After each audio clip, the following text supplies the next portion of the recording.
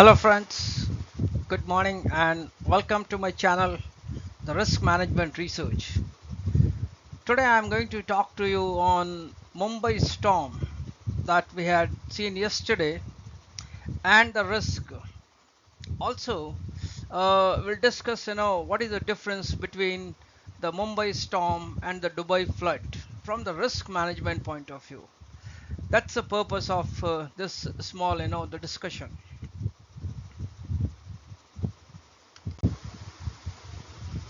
As we have seen from the yesterday's storm that 8 people, this is the news reporting. Somewhere it is 10, somewhere says it is 8. 8 dead, 64 injured. This number is also between 60 to 64 injured in Mumbai storm. Uh, After the billboard collapsed, this is one important thing that why it happened. Of course, dust storm was the reason, and because of that the billboard got collapsed. And the second thing that we see that the NDRF team has joined the rescue operation. So this event is is after the event. This action is after the event, and a complaint is filed against the advertising company. So these are the actions. Now what I want to talk to you about, the what is the difference between this storm, the impact of this storm and the Dubai flood, because from the risk management point of view, I want to compare the two events and see that what are the differences and what are the differences in the mitigating action. So, as we saw that the Dubai flood, that came after the rain was a low likelihood and high impact. Why it is a low likelihood? Because the event there, does not occur so frequently, and therefore, the event was low likelihood, but the impact was huge. The impact was, huge on infrastructure, on properties, on vehicle, etc. And many of the the cars and other things got abandoned. Whereas on the other hand, the Mumbai storm had a moderate likelihood and low or moderate impact. When we say moderate likelihood, is that it's not that the storm or the rain in Mumbai does not happen. It comes, it do comes. Therefore, the likelihood is not as low as in case of a Dubai. And the impact also is low to moderate, because it's not as huge impact as it was in Dubai. So whenever we have a risk, there is need to have an action plan, or reduce the impact. This is what we want to discuss, and how the two events are different, and how the mitigation actions are different. Of course, under both the events, the preparedness is one of the key mitigation, that any either the organization or the state or the country need to be prepared for the after effect of any natural event or the catastrophe. So according to the risk management technique, both require a different method of mitigation. Now let's look at this graph. On x-axis there is a likelihood, and on the y-axis there is an impact, and it has been broken down into the four quadrants.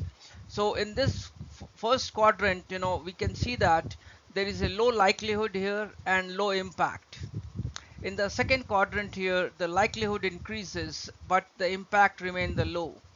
In the third likelihood, in the third quadrant, the likelihood is low but the impact is high. And in the fourth quadrant, both likelihood and the impact are high. In all these four quadrants, the mitigation actions will be different. Uh, if you look at the Dubai flood, in that case, so it falls under the the low likelihood and high impact category. So in this case, what happens that whenever there is a high impact and low likelihood, there is a need to risk transfer to the third party. in order to manage the risk, this need to be transferred the risk to the third party. And as we saw that in Dubai, the vehicle, the property, those were insured, and the insurance is, is one of the things that comes to a rescue for the mitigation action. So this is, one thing that the mitigation actions comes in terms of, the transfer of the risk. Another point was here that the government aid also came into the picture. So this was, about the Dubai flood, right? When we come to the Mumbai one, so it falls, somewhere in the between first and second quadrant. It means that the risk need to be accepted. It need to be between accept the risk or manage the risk. And what does this mean? It means that when we say accept the risk, it means that uh, when the risk event occurs, the either the organization or the government or the state, they have to pay out on the impact.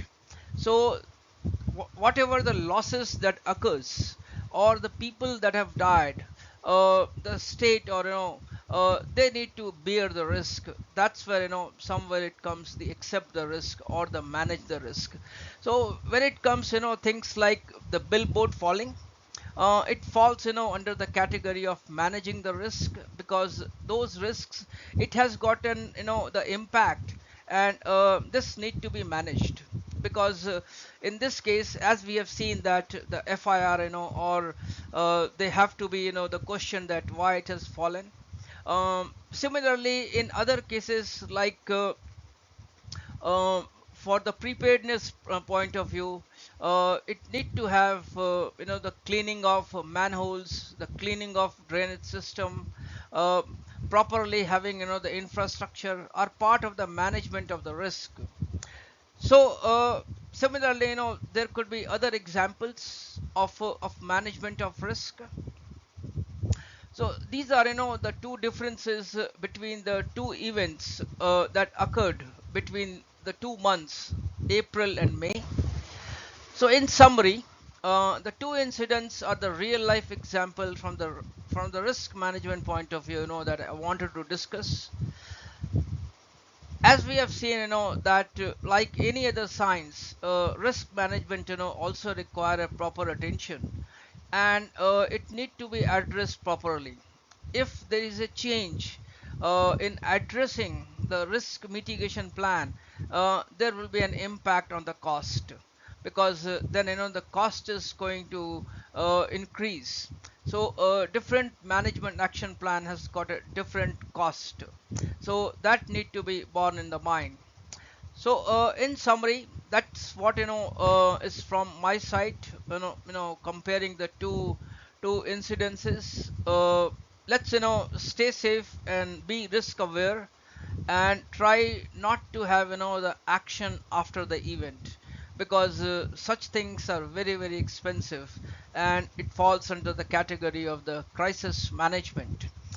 So stay safe and stay risk aware. Please share your comments, and see that, what you have to say about it.